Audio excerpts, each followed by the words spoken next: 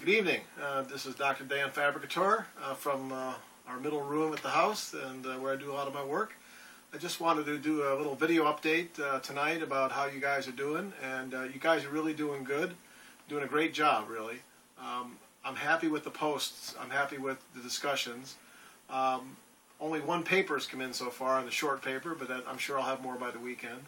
I just want to go over a couple of things so far. I know that some of the discussion has been very interesting about whether it's textual criticism, the long ending of Mark, and I just wanted to say a couple of things by way of encouragement. Number one, again, the purpose of this course is to expose us and to the critical issues at work in the New Testament.